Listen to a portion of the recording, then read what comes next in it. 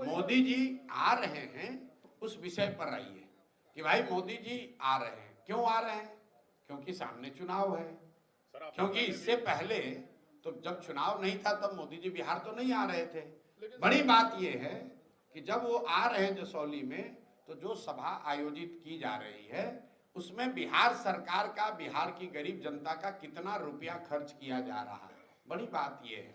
बड़ी बात यह है कि क्या उस रैली में मोदी जी इस बात का जवाब देंगे कि 2015 में आरा में जिस 1,25,000 करोड़ रुपए के पैकेज की उन्होंने बात कही थी, क्या 15 के बाद उन्होंने पैसा, वो पैकेज बिहार को दिया या नहीं दिया?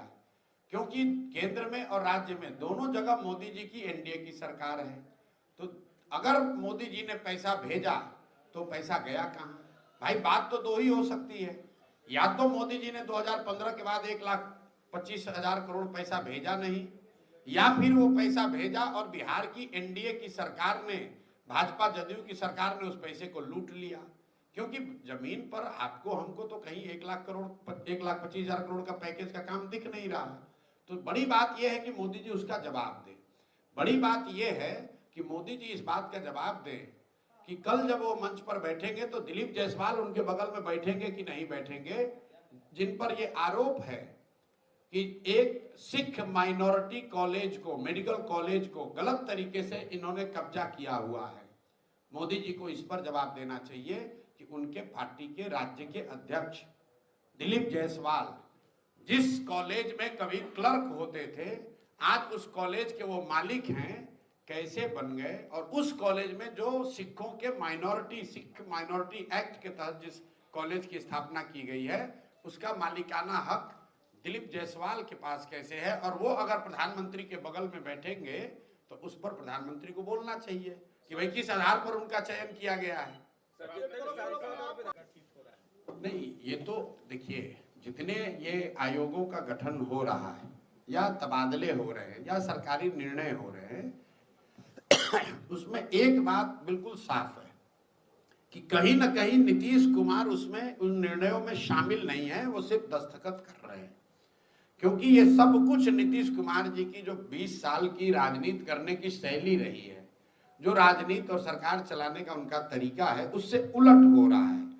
नीतीश कुमार ने कभी राजनीतिक गतिविधियों पर, रैलियों पर रोक नहीं लगाई। पहली बार ऐसा हो रहा है कि विपक्षी पार्टियों को रैली करने में, सभा करने में, राजनीतिक कार्यक्रम करने में तकलीफ आ रही है, उनको प्रशासन परेशान कर रहा है, उनको परमिशन नहीं दे रहा है। वो चाहे हम लोग का कल्याण बिहार न जाने देना हो या राहुल गांधी को दरभंगा में न जाने देना हो। दूसरी बात, जितने तरह के तबादले हो रहे हैं, आप खुलेआम सुन रहे हैं कि बिहार में छोटे से छोटे पद पर भी 20 लाख, 30 लाख, 50 लाख रुपया का दुकान खुला हुआ है, पैसा दीजिए, ट्रांसफर कराइए। तीसरी बात, आप जो देख रहे हैं आयोग वगैरह में जो नियुक्तियां हो रही हैं, ये सब परिवारों के लोग हैं। और ये किनके परिवार के लोग हैं? वही 4-5 लोग हैं जिन पर ये आरोप है कि ये नीतीश कुमार जब शारीरिक मानसिक तौर पर थक गए हैं, मानसिक तौर पर अस्वस्थ हो गए हैं, उनको पता नहीं चल रहा है कि क्या हो रहा है, तो ये लोग नीतीश कुमार के इर्द गिर्द जो बैठे हुए हैं उनका लाभ उठा रहे हैं और अपना हित साध रहे हैं, पैसा लूट रहे हैं, अपने परिवार के लोगों को इन जगहों पर भेज रहे हैं। तो ये बात कौन किस आयोग में गया इतना महत्वपूर्ण नहीं है। बिहार की जनता के लिए महत्वपूर्ण ये है कि कहीं न कहीं नीतीश कुमार, जो मैं बात पिछले 3 महीने से कह रहा हूं, मानसिक शारीरिक तौर पर स्वस्थ नहीं है, जिसकी वजह से ये सब चीज हो रहा है।